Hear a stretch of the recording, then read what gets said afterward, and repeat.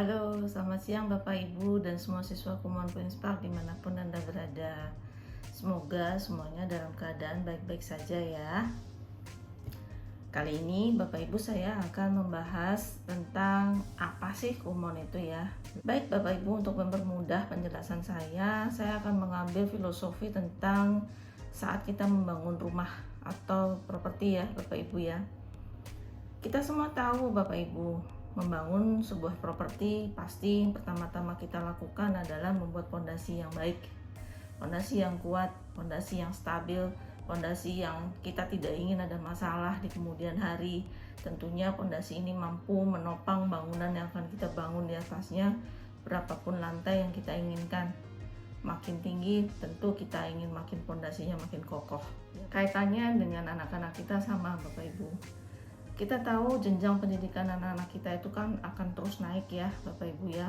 Saya yakin anak saya, anak Bapak Ibu juga semua sama mengalami masa-masa prasekolah terlebih dulu, kemudian naik menjadi TK, kemudian naik menjadi SD, SMP, SMA, lalu kuliah, dan tidak menutup kemungkinan anak-anak kita menjadi mengambil S2 ya Bapak Ibu ya. Nah, seperti itu Bapak Ibu. Makin tinggi anak-anak itu menempuh jenjang pendidikannya, dan kita semua tahu juga ke depannya jenjang pendidikan tidak cukup hanya SD, SMP, SMA, bahkan S1 sudah mulai dirasa kurang ya Bapak Ibu ya. Saat anak-anak kita sudah bersaing di zamannya dia, itu minimal S2 itu sudah sangat dibutuhkan Bapak Ibu. Supaya apa? Kita juga bisa menjadi pribadi yang tidak kalah bersaing dibandingkan dengan orang-orang. Saya termasuk orang tua yang sangat mementingkan fondasi yang kuat Bapak Ibu. Ini yang saya terapkan juga kepada anak-anak saya. Anak-anak didik saya juga di Kumon, saya juga ingin membangun fondasi yang kuat karena saya ingin fondasinya ini benar dulu. Ketika saya menempatkan lantai 1, saya yakin bahwasanya fondasi yang saya bangun sudah mampu menopang lantai 10 Bapak Ibu. Jadi waktu saya bangun lantai 1, saya masih tenang. Lantai 2 saya yakin masih bisa tahan, fondasi saya masih kuat, dan seterusnya Bapak Ibu. Sampai ke lantai 10 seperti yang saya perhitungkan, itu saya yakin properti yang akan saya bangun tidak akan mengalami kerusakan atau gangguan malfungsi ya Bu ya Bapak Ibu ya. Demikian halnya dengan anak-anak kita. Ibaratnya Kumon membentuk fondasi yang kuat Bapak Ibu. Namanya bangun fondasi yang kuat itu butuh waktu, butuh proses, butuh biaya, butuh usaha yang tidak sedikit. Ya, setuju ya Bapak Ibu ya. Jadi yang kita bangun di Kumon ini apa? Sebelum siswa bisa belajar penjumlahan dan pengurahan, itu siswa dipastikan tidak mengalami kendala di urutan bilangan dan cara menulis bilangan. Ini pelajaran matematika ya Bapak Ibu ya. Kalau salah menulis 4 itu mirip 9, atau 7 itu mirip 5, atau 5 itu mirip 4, dan lain sebagainya, yang terjadi adalah sering salah jawabannya. Akibatnya karena kita tidak melihat root cause-nya atau akar permasalahan sebenarnya, kita sering mengatakan bahwa anak kita ini tidak teliti, sering salah, tidak teliti. Cobalah perhatikan baik-baik kesalahan yang dia sering perbuat itu kenapa ya Bapak Ibu ya. Kalau kita lihat baik-baik, kita amati lebih dalam, ternyata dia menulisnya yang belum benar, tidak sesuai dengan stroke order. Nulis 5 seperti S, seperti itu, tidak dari bawah membuat lingkar ke bawah kemudian ke ini, seperti itu ya Bapak Ibu. Jadi tidak melakukan sesuai dengan stroke order. Banyak hal-hal yang sekecil-kecil ini yang tidak kita perhatikan selaku orang tua. Yang kita ingat, yang kita cari hanya hasil akhir jawaban anak, betul atau tidak. Tetapi Bapak Ibu, kita sering melupakan melihat bagaimana cara dia menulis. Nah itu satu, baru masalah menulis. Yang kedua, masalah urutan bilangan. Bagi siswa yang urutan bilangannya belum kuat, perhatikan cara dia menjumlah Bapak Ibu. Dia pasti akan menggunakan jarinya. Ya tidak salah Bapak Ibu. Memang di sekolah atau kebanyakan kita juga mengajarkan anak untuk menjumlah dengan menggunakan jari. Ya, Tetapi kalau anak ini sudah terbiasa memiliki atau membaca urutan bilangan dengan benar, dia mengerti bilangan sebelum dan sesudah, saat dia berjumpa dengan soal-soal penjumlahan dan pengurangan, dia tidak akan menggunakan jarinya untuk menghitung, Bapak Ibu. Ini yang sudah saya buktikan sendiri lewat metode Kumon terhadap anak-anak saya. Nah, setelah beres, tambah dan kurang itu sudah beres, baru saya bisa menambah dengan perkalian, Bapak Ibu. Perkalian dan pembagian. Pada soal perkalian, kemampuan siswa untuk menghafal hasil perkalian dan juga menjumlah angka simpanan ini sangat dibutuhkan agar bisa mengerjakan soal perkalian dengan cepat dan mudah. Tentu kita harus support perkalian, tanya jawab perkalian, kita harus bantu di rumah, harus tanya jawab setiap hari, karena tidak banyak kebanyakan anak-anak itu kalau kita perhatikan ada yang gampang lupa, ada yang susah menghafal ya Bapak Ibu ya, banyak faktor Bapak Ibu. Jadi ya kita harus bantu, mau tidak mau Bapak Ibu sediakan waktu untuk tanya jawab perkalian kepada anak-anak kita, dengan harapan pada saat dia berjumpa dengan soal perkalian kita tidak perlu lagi repot dengan penjumlahannya Bapak Ibu. Sebab di Kumon anak tuh diajarin penjumlahan dulu, kemudian baru mengurangi. Kalau ini sudah dua, ini sudah lancar, pindah ke perkalian. Perkalian juga sudah lancar, baru masuk ke pembagian. Di pembagian anak juga akan berjumpa dengan hasil perkalian yang dibalik dan kemudian juga mengurangi sisanya. Bagaimana pengurangannya bisa bagus kalau di bagian pengurangan ini aja masih pakai jari Bapak Ibu. Tentu di bagian membagi jadi akan bertumpuk kesulitannya ya. Nah, sedangkan yang kita tahu pecahan, kemudian level kelas 5 ini pecahan, tambah kali kurang bagi bilangan pecahan. Lah, Bapak Ibu, 4 operasi yang di sini ini semuanya akan kepake di saat dia bertemu dengan bilangan-bilangan pecahan. Tentu saja saya tidak bisa loncat ke kelas 5 walaupun dia sudah kelas 5, padahal saya tahu menulis bilangannya saja belum benar. Menulis bilangannya saja masih sering salah. Angka 5 sering kebalik, angka 4 menyerupai 9, angka 7 menyerupai 4. Nah, ini harus dibenarkan dulu dari basicnya Bapak Ibu, baru bisa masuk. Kalau sudah menulisnya sudah kita perbaiki, kita kenalkan dengan urutan bilangan di luar kepala, sehingga dia tidak perlu pakai jari saat menjumlah dan mengurangi. Kalau itu sudah oke, penjumlahan pengurangannya sudah oke di luar kepala, saatnya dia berjuang dengan perkalian dan pembagian. Setelah ini juga beres Bapak Ibu, baru bisa masuk ke pecahan. Nah, itu sebabnya Kumon itu sangat ideal dimulai dari usia anak prasekolah Bapak Ibu. Keuntungannya sangat besar. Selain kapasitas berkembang atau pola pikirnya atau kapasitas otak untuk menangkap materi baru itu sedang puncak-puncaknya di usia prasekolah dan balita, itu juga anak-anak ini punya banyak waktu untuk mengerjakan latihan-latihan Kumon. Ya Bapak Ibu ya. Kalau kelas 5 bagaimana? Apakah tidak ada waktu lagi untuk mengerjakan Kumon? Tentu masih ada. Namanya waktu, kita yang berkuasa atas waktu atau kita yang dikuasai waktu Bapak Ibu. Waktu itu ya tetap aja setiap hari 24 jam ya Bapak Ibu ya, benar ya. Tinggal bagaimana kita bisa mengatur waktu yang baik. Mengerjakan Kumon tidak perlu lama Bapak Ibu, 10 menit sampai dengan 20 menit. Karena apa? Satu lembarnya itu di Kumon hanya 1 sampai 2 menit. Kalau sudah level pecahan ke atas, mungkin paling lama juga 5 menit Bapak Ibu untuk satu lembar. Tergantung anak sanggup mengerjakan berapa lembar satu hari. Mau 10 lembar ya berarti paling lama juga 10 sampai 1 jam ya Bapak Ibu ya, kalau sudah level tinggi. Tapi jarang sekali anak-anak itu mengeluh jika belajar pada tingkatan yang tepat. Jangan batasi anak-anak kita dengan kondisi-kondisi yang kita create sendiri ya Bapak Ibu ya. Seperti misalnya kasihan, masih kecil, tidak perlu dipaksa, belajar sambil main saja. Kasihan, masih kecil, tidak perlu dipaksa untuk memegang pensil yang baik, tidak perlu dipaksa untuk membaca daftar bilangan. Nanti tunggu dia SD, nanti dia bisa sendiri. Nanti tunggu dia masih SMP, dia sudah bisa sendiri.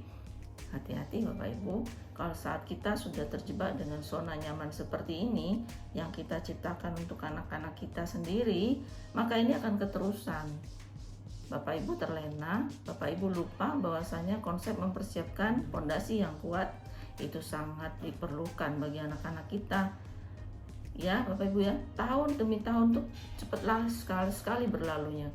Sebentar aja dia masih TK, nggak taunya tahun depan udah kelas 1 SD. Baru ketahuan kelas 1 SD belum bisa baca, kelas 1 SD belum bisa menghitung, udah kelimpungan, udah mulai sibuk ya, cari les sana sini.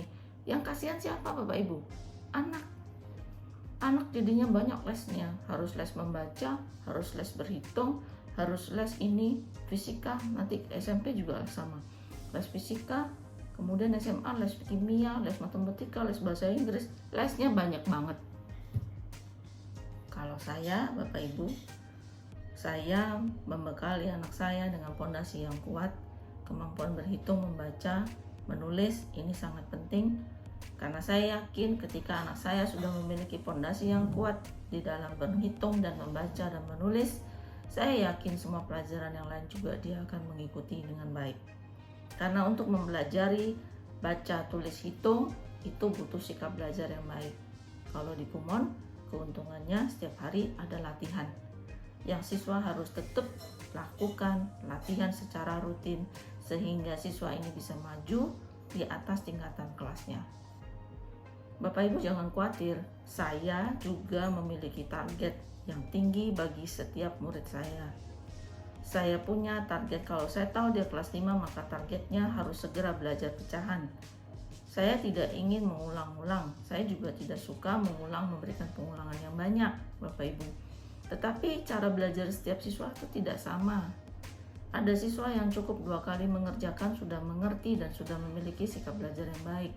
Tetapi ada siswa yang harus mengerjakan sampai 5 kali diulang baru dia mengerti. Pertanyaan saya selanjutnya, kenapa saya harus butuh 5 kali kepada si A sementara dengan si B saya butuh 2 kali? Banyak faktor X-nya ya Bapak Ibu ya. Terutama satu, kondusif tidak suasana belajar di rumah. Ada dukungan orang rumah enggak, seperti Bapak Ibu. Kalau lagi bad mood ada didampingi enggak, atau tetap siswa lagi bad mood ya dibiarin aja, suruh selesaiin sendiri. Mama nggak mau tahu, yang penting kamu selesaikan. Mama nggak mau tahu, mama nggak mau ikut campur urusan kamu, yang penting mama tahu ini Kumon harus selesai. Kira-kira sikap seperti itu benar nggak ya Bapak Ibu ya? Itu justru membebani anak dengan pelajaran ya Bapak Ibu. Akhirnya anak jadi mikir, aku benci Kumon, aku nggak suka Kumon. Ya karena itu tadi Bapak Ibu, tidak adanya dukungan dari orang rumah yang membuat dia menyukai belajar. Sebetulnya Kumon itu hanya membuat anak itu untuk memiliki sikap belajar yang baik. Mau pelajaran apapun, idealnya siswa itu sudah bisa belajar mandiri. Bukan cuma materi Kumon yang mandiri, tetapi harus semua materi pelajaran apapun dia itu memiliki sikap yang mandiri. Dimulai dari Kumon. Kenapa? Karena Kumon materinya gampang. Materinya disusun sistematis Bapak Ibu, tidak loncat-loncat. Kalau dia sudah kelas 2, tapi dia sudah belajar materi kelas 4, kelas 5, dia pasti akan bisa mengikuti pelajaran sekolahnya. Percayalah Bapak Ibu, kalau melihat susunan kurikulum anak-anak kita, pelajaran di sekolah mereka masih kelas 6 sudah dijelaskan atau diperkenalkan dengan aljabar, bilangan positif negatif, nilai X dan nilai Y. Kalau di Kumon itu setara dengan kelas 1 SMP Bapak Ibu. Itu sebabnya saya selalu mendorong anak-anak murid saya belajar terus di atas tingkatan kelas selagi ada waktu. Sebab nanti kalau sudah SMA, sudah jenjang pendidikannya sudah lebih tinggi, sudah jarang atau tidak punya waktu lagi untuk les sana sini sebetulnya. Karena tugas sekolahnya sudah jauh lebih banyak. Harusnya sudah lebih fokus untuk menyelesaikan tingkat SMA-nya. Tidak lagi memupuk basic-basicnya ya Bapak Ibu ya. Itu sebabnya Bapak Ibu banyak sekali keuntungan kalau kita memulai Kumon itu sejak sedini mungkin. Tapi saya juga mohon dukungan dari Bapak dan Ibu semuanya. Bagi yang masih memiliki usia anak-anak SD, mohon tetap fokus, mohon tidak membebani anak dengan target-target level, tetapi berikan dukungan yang positif. Setidak-tidaknya tambah dan kurangnya itu dia sudah tidak pakai jari. Jadi saat dia berjumpa dengan soal perkalian dan pengurangan, dia sudah tidak memerlukan jarinya untuk menghitung. Betul kan Bapak Ibu? Walaupun saat ini soalnya masih penjumlahan dan pengurangan, dia sudah kelas 5, masih berjumpa dengan penjumlahan dan pengurangan, tapi bukankah dia sudah saat ini sedang membangun pondasi yang kuat? Dia sedang membangun pondasi berhitung penjumlahan dan pengurangan di luar kepala Bapak Ibu. Jadi jangan dikejar lagi, kamu harus selesaikan juga pembagian, kamu juga harus kerjakan dengan cepat perkaliannya, nanti akan mengikuti. Yang penting Bapak Ibu saat ini support dia, bantu dia untuk membangun pondasi yang kuat. Yang memang seharusnya pondasi ini dibangun ketika dia masih kecil, tapi kan masih ada waktu Bapak Ibu. Yang penting adalah Bapak Ibu memberikan suasana belajar yang kondusif di rumah, tidak membebani siswa dengan target-target level, tetapi mendampingi saat dia sedang moodnya turun, dan memberikan motivasi, encouragement, kemudian pujian-pujian yang diperlukan untuk siswa, sehingga dengan sendirinya dalam waktu yang lebih singkat siswa itu bisa belajar di atas tingkatan kelas.